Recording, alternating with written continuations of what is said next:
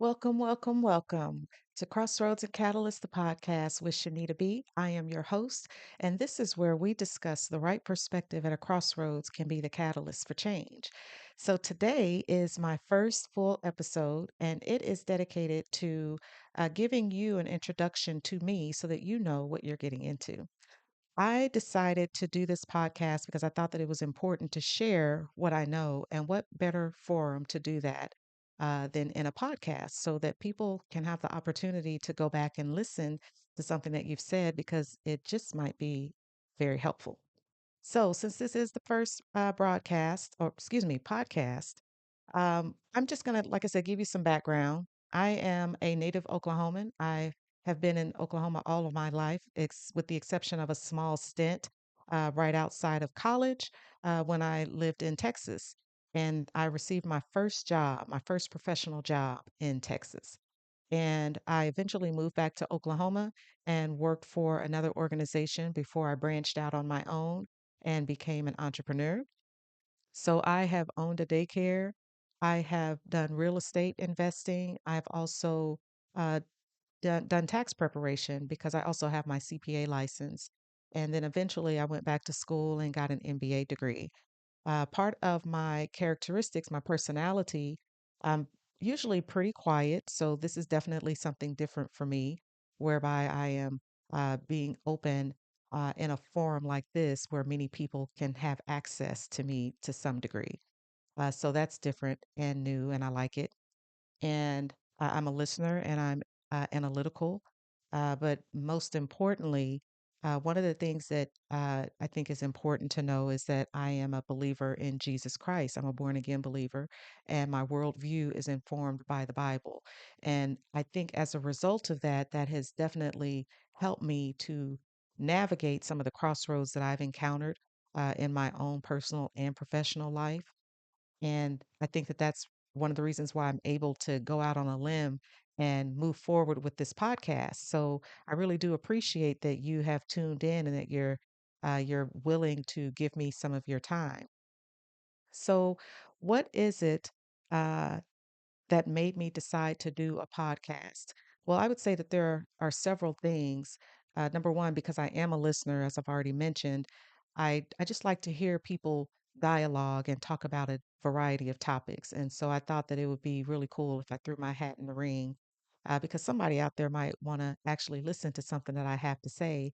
And I think I can honestly say that some of the people that I've encountered over the years have really given me an ear, and they've also asked for my advice and my counsel. And I think that it's really been helpful and gone a long way.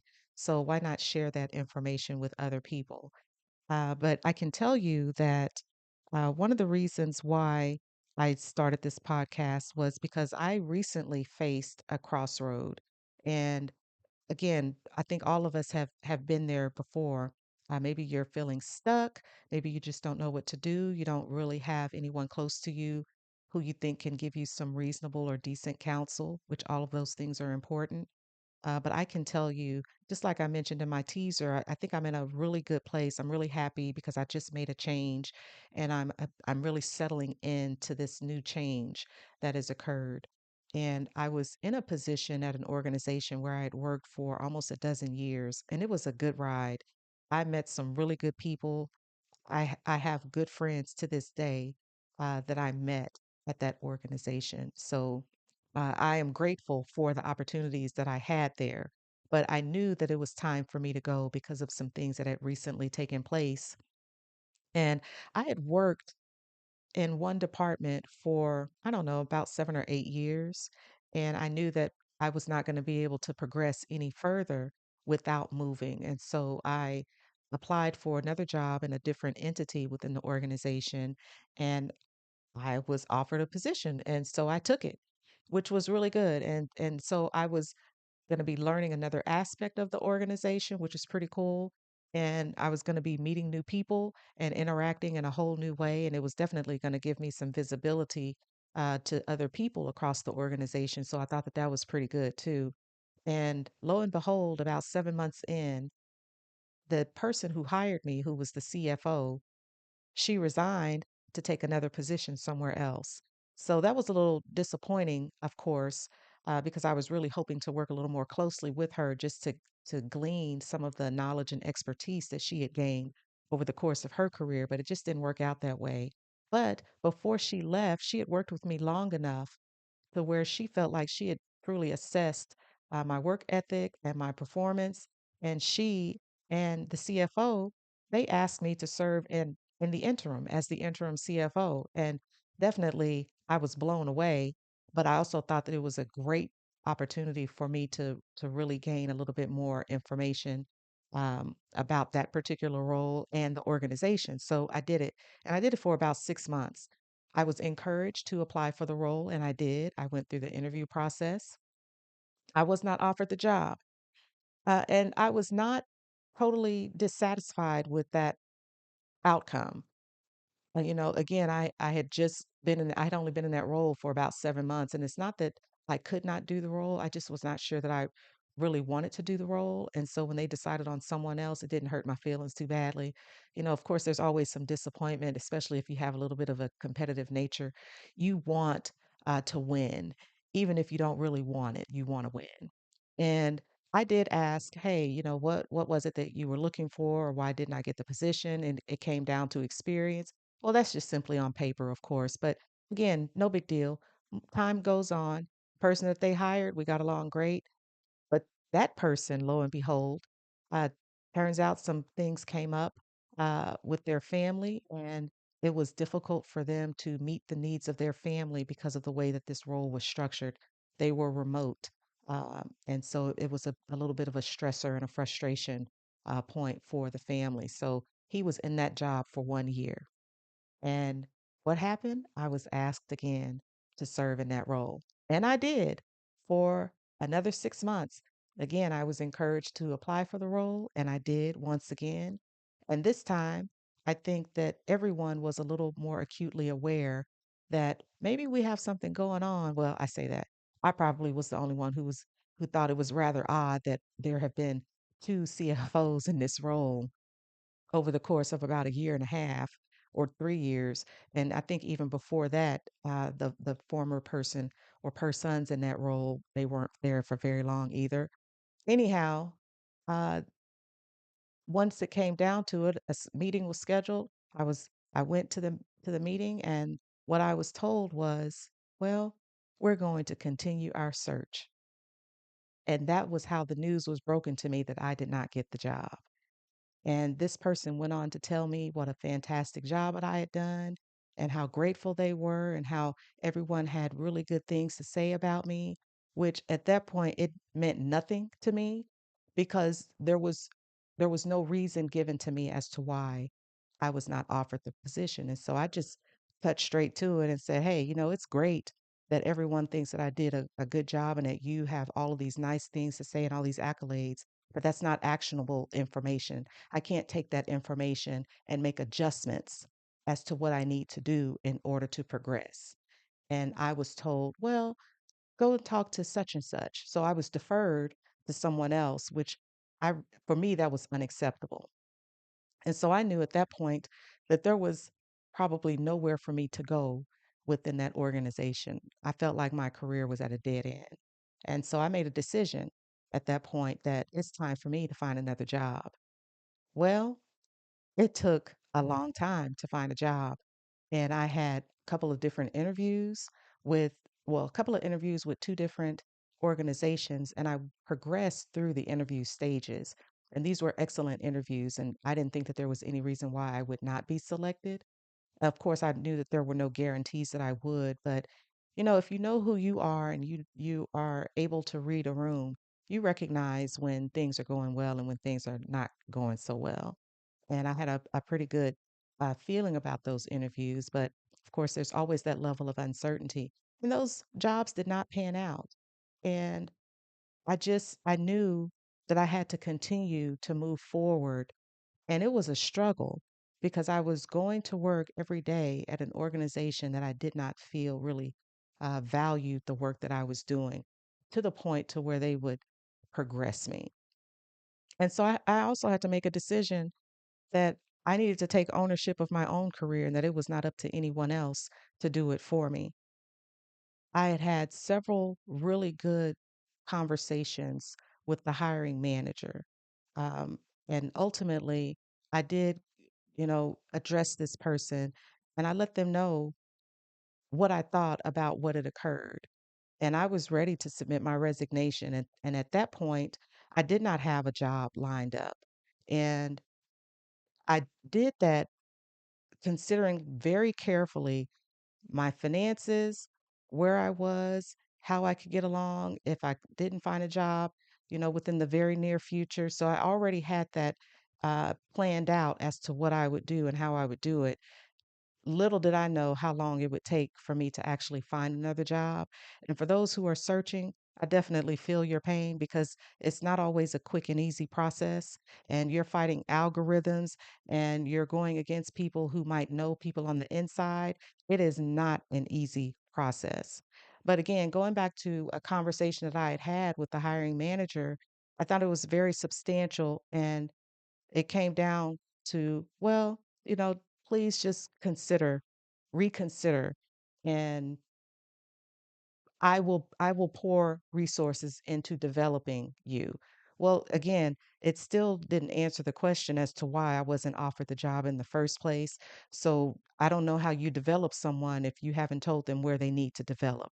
So there were some things that were good and there were some things that were unsatisfactory, but I made the decision that I would stay. And I was very clear and upfront that I still don't know why I'm here and I don't know how long I will be here. But I appreciated the fact that this person was willing to work with me and they at least listened to what I had to say, even if it didn't result in the outcome that I would have preferred. And ultimately, because I had this in the back of my mind that I controlled my own career and that I was the one who was responsible to make these changes, I was settled in my mind that I'm okay. I can show up to work every day and I can continue to perform uh, to the capabilities that God has given me solely because of who God is. Because God is the one who will ultimately be pleased or displeased with the actions that I take. And I want God to be pleased. And so, kind of my philosophy is I serve the Lord and others are the benefactors of my work. And it doesn't matter to me that these people may not deserve or the organization may not deserve, the great performance. God is the one who's going to judge that in the end. And I think what it came down to is I had to live with the choice that I made. And I had to be, not had to be, I guess, but there was a part of me that believes that you should be joyful despite the circumstances. And you might not be happy every day, but there is something that you can find to be grateful about every day. And that was what I did. And I had a really good friend who worked right across the hall from me. And so we used to chat pretty frequently. And we would often encourage one another when we weren't always feeling our best. And so that helped me a lot to get through that. But definitely it was prayer and just trying to have an overall good attitude because I don't believe in walking around with a bad attitude. Well, how does that relate to this podcast? Well, I was a leader still. And so I needed to set an example for my team. And it wasn't necessarily me faking anything. It was just me deciding to move forward and to do my best. Because number one, I don't like to submit bad work. I don't like to do bad work. So that might be part of some vanity that I have. But again, I wanted to do work that was honoring to the Lord so that if anybody asked, how were you able to make it through those circumstances? Or, what did you do? What did you think as you were experiencing that? I can always point back to the faith that I had uh, in my Lord, because otherwise I would have walked up out of there and not said a word to anybody and just not shown up. And I don't think that that was the example that I was supposed to set for anyone, because there were a number of people who were relying upon me to lead them and to walk them through their work. Because I had an important role, and I do believe that I had an important role. And this is not to disparage anyone at the organization or the organization itself. It's just one of those scenarios whereby you recognize the writing is on the wall And I had people in my life that I could call, specifically my father. I would call him and just ask him, "Well, what do you think about this?" And my dad is pretty straightforward, very logical as well. He's like, "Well, you just have to think about what it is that you're going to gain or maybe what it is that you're going to lose, and there's not a right or wrong answer to that." And I decided, okay, I'll stick around for this short period of time, realizing that there may be an opportunity outside of this organization. And if it becomes available, I'll take it. And like I said, it took quite a long time. Overall, it was probably 2 years from the start from when that first CFO left. That last one, when I felt like it really mattered, it took me 9 months to find another job. 9 months. That's a long time when you're submitting numerous resumes. And I don't just submit the same resume to, every organization. I tailor fit my resume for these organizations for based on the job description. So it's hard out here, y'all. And I definitely understand what that's like. But I'm now, I think, in a much better place. And I think that there's a level of appreciation that has been shown to me that I don't even know that I can say that I've ever experienced it. And it's given me an opportunity to continue to learn. And it's also given me an opportunity to share what I have learned over the years and apply it. And, there's a lot to be gleaned from this one story because I could have taken that crossroad and I could have, as soon as I was told that I was not going to be offered the position, I could have gotten angry. I could have, really gotten upset with that person. And I could have really changed the course of my life and my career because of one disappointment.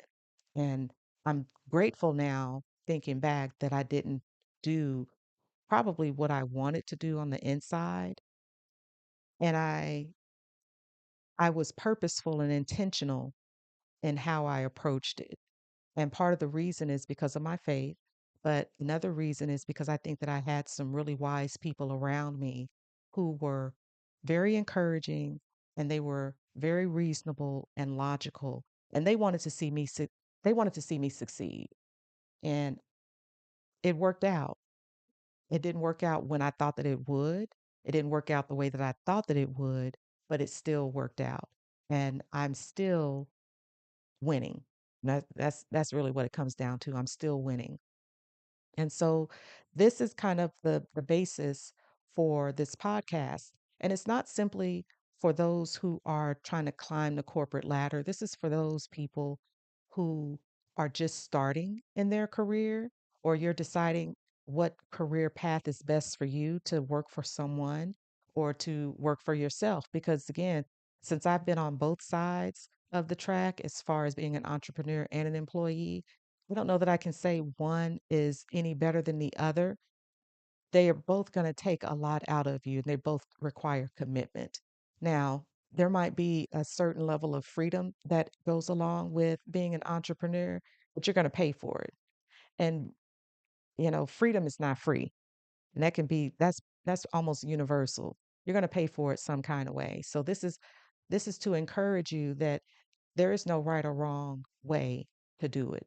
There's no right or wrong path. There's no right or wrong way to go about your career. But you want to be sound. You want to be logical.